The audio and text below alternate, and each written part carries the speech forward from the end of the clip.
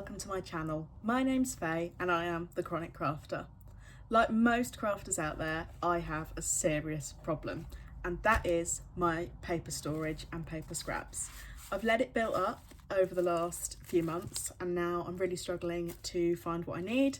So in today's video, I thought I would show you how I'm going to set up my new storage system. So I'm an independent Stampin' Up demonstrator, which means I use a lot of the Stampin' Up cardstock. And the wonderful thing about the Stampin' Up colours is you can get the card, you can get matching inks, you can get matching markers, so it all coordinates together. But it's only going to do that if I can find the right cardstock to go with the right inks. So I'm going to set up a new system to help me store all of this, find what I need. So to help me do that, I've got the current catalogue. I have made myself some labels with all of the colour names, and I have published this as a free PDF online, so I'll pop the link in the description. And then I've gone on to Amazon and I've purchased myself a display book. I think this was £2.99, so not too expensive. Definitely think if I was starting this again, I would buy 2 of these. Reason being, I would have one for the main Stampin' Up colours and then one to store all the in colours. Particularly if you've been using Stampin' Up products for a while, you might have some of the old in colour ranges or some of the old colours, so it might be nice to have those in one folder and then everything else in another. But I've just bought one folder, so we're going to make it work. Like I say, I think this was about £2.99, so not too expensive, and I'm really hoping it's going to help me stay a little bit more organised, keep things a bit neater, because it definitely got to the point where scraps were sort of just piled on top of each other in my drawers and I couldn't find anything I wanted ever. So it's just a plain display book, top loading pockets, nothing special, and it has got 40 pockets, this one, so it will store quite a bit. However, I believe there's about 60 colours if you include the in colours, so that's where the second folder would have come in useful, but never mind. Now, top row is the new in colours, second row is the 2025 to 2027 in colours, and looking at this, I actually think that in this giant cardstock pile I don't have the new cardstock. I think it's elsewhere in this room, which just shows how out of control this was getting. So in terms of order, I do want to try and keep things in their sort of families, and I might go with the order that they've got in the catalogue. Definitely going to use this to try and help me identify what's what. And I don't have every colour of cardstock here, it's worth just saying that. So I don't have them all, but I do have quite a few. My collection's definitely been building up. So I'm going to skip the first 2 rows because they're the in colours, and then if I do want to get a second folder I can do. So I'm going to start here with Mossy Meadow, and this is part of the neutrals range. So my first sort of thought is, which sets did I buy full mixed packs of? So I got a pack of Brights as a mixed pack, and then I got a pack of Subtles as a mixed pack, but I haven't got the neutrals or the regals as a mixed pack. So actually I might start with the Subtles because I know I'm going to have all of those. So that starts over here with Petal Pink, and I'm literally, what I couldn't decide is if I wanted my label to go in the top or the bottom, which corner, whereabouts. I'm thinking I might go bottom right, and then I'll just pop those on there. And I couldn't decide if I was going to double up on colours, so I think I will.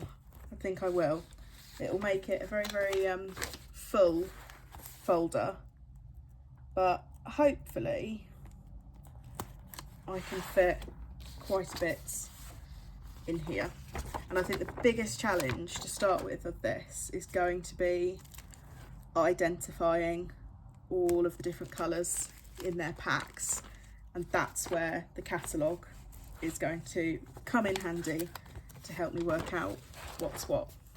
So I'm trying to line these up roughly in the same place, as neat as I possibly can, which, you know, isn't my strong point, but I will do my best. And unfortunately I do have an inkjet printer, so these are smudging a little bit. So these are just printed on some Avery labels. Like I say, I will pop the link in the description of this video, because I have published them on a little website that lets you upload PDF files for people to download. It did say that if I want it to be for free, I have to give people the option to pay what they want, but I'm pretty sure you can just choose to pay $0. That was definitely my intention, was to give it out for free. I've been looking into Dropbox for file sharing as well, because there's definitely loads of things that I make for my craft room and would love to be able to share with people, because I think that they'd be quite useful. So those are the 10 colours that are part of the Subtles collection, and then I have this pack of Subtles cardstock. Now if the cardstock is a single pack of one colour, I'm going to keep it in its plastic. If it's a mixed pack, I'm going to transfer it into this folder to help me see what I've got. So starting off, that is definitely Lemon Lolly. So find where I've put that, and I'm really hoping that it will fit, sort of, because I'm transferring the pack of Subtles. The most I'm going to have is 4 sheets per sleeve, because I've doubled up. So they come with 2 sheets of each colour per pack, and I have already used some. So here's where it's going to get tricky. Is that fresh freesia or is that bubble bath? Now I have this scrap here, which I've just pulled off the side, and I'm pretty sure that that's a bubble bath scrap, which means that this paper here is fresh freesia, which was towards the back. So I do hope that this will help somebody else out there, because it's definitely, I've just watched my cardstock stash grow and grow over the last few months, and it's just become such a mess in the drawer. Like, I've literally not been able to find what I wanted to find, because I just ended up piling up the paper. Drawers could barely close, and it's not a fun way to craft. When you think, oh, have I got this colour? I think I have, but maybe I don't. It just slows you down quite a bit, which isn't what we want. Like, we want to just get on with our crafting. So I've only got 1 sheet of the soft seafoam left, so that's only going to have 3 in that pocket, and it looks like that does fit. So I think, oh, hang on a minute, that's fresh freesia. So that one there is bubble bath, but that's actually in the right sleeve because I've doubled up on the labels. This is fresh freesia. There we go. So it's hopefully going to save me time as well when I'm wondering which colour is which. Now, in terms of the blues, again, I think the greener one is Pool Party.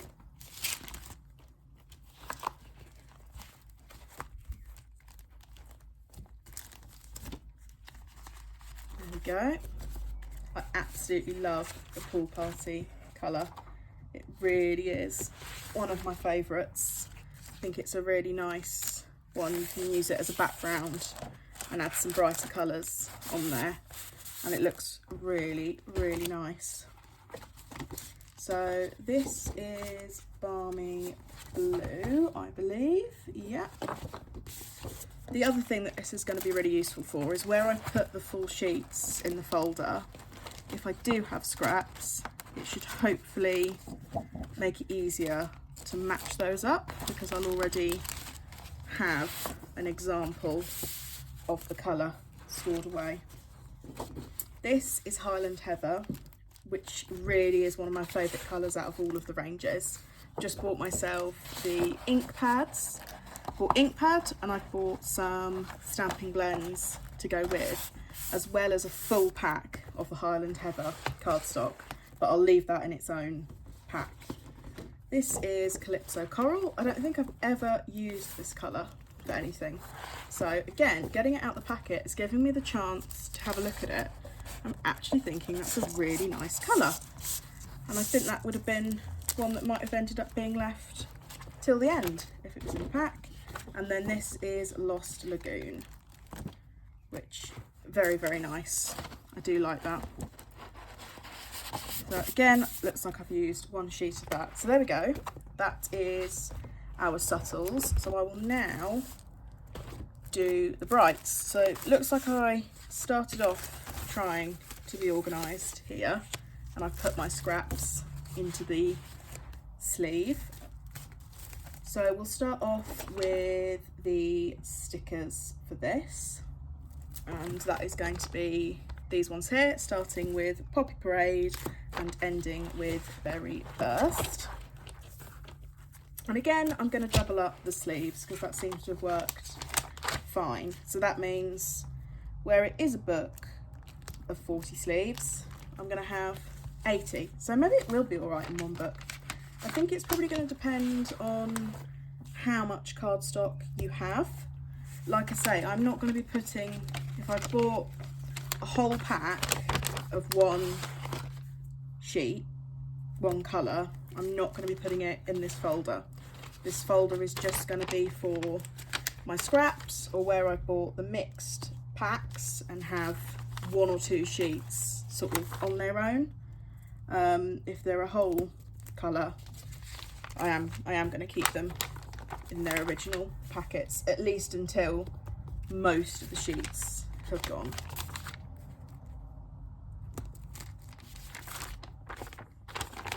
And I do feel as well this is quite a nice relaxed way to spend a Sunday afternoon.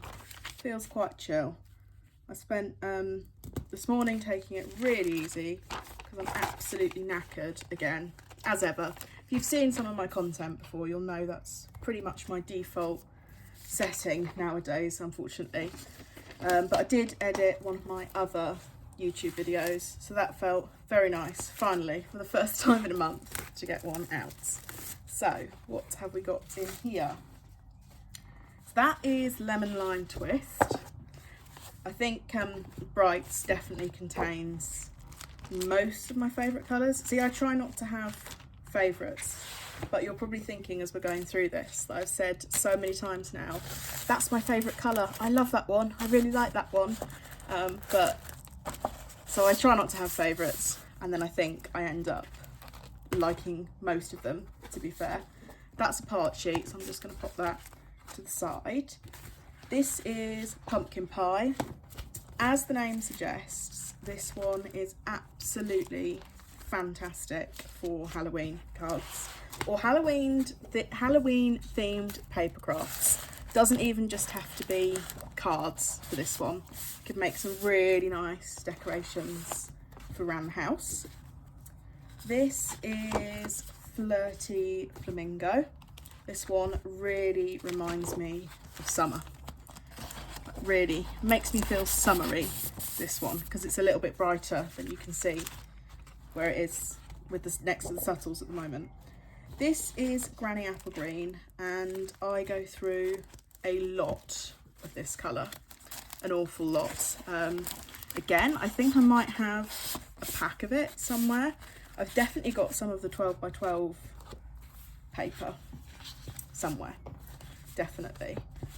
This is Coastal Cabana, not one that I've used very much, but that's actually a very nice blue. So again, I think this is one that will benefit from coming out of in between that packet where it's sort of perhaps overshadowed by the other colours, and I know that I've gone looking for a particular colour and potentially ignored that one. This is Melon Mambo. Again, one of my favourites. I definitely use this an awful lot. and I might have a whole pack of this somewhere as well. But I'm going to be good, and I'm going to come to my scraps booklet next time I'm looking for some melon mambo.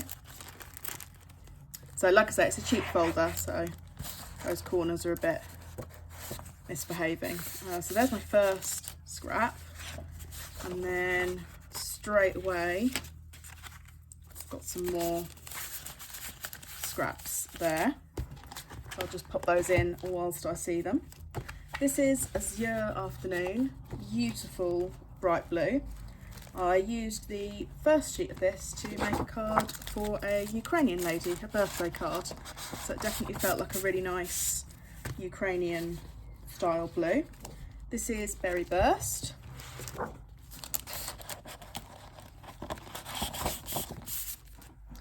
And then this one is Daffodil Delight. And that's going to go in there. So there we go. Nice to see the book filling up a bit now. Like I say, they're the only two that I had bought the mixed packs for, but look at that. Isn't that beautiful? I love that. So we're about halfway through the folder, which I think would make sense. Yes, that would make sense because we've done 20 colours. Ah, by 40 pockets, did it mean 20?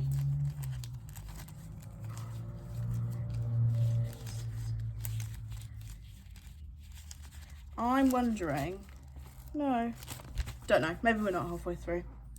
Let's not overthink it. So the next ones would be the Regals, which is this cherry cobbler onwards on the sheet. And like I say, I don't think I'm going to have many of these. There might be some where I've bought a single pack of the cardstock and have ended up with scraps, but I haven't bought a mixed pack. So it's going to get a little bit harder from this point, I think, to work out what's what. And that's why I would definitely recommend that you work out a system before you start opening all of the packets and getting creative, because this could take me a while to figure it out now, but we'll see.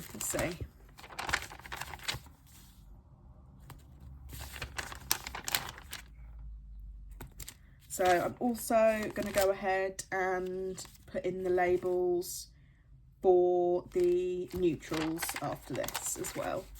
Gorgeous grape, I love it. So there's definitely going to be some of the scraps of that somewhere. And then Mossy Meadow onwards are the neutral colours.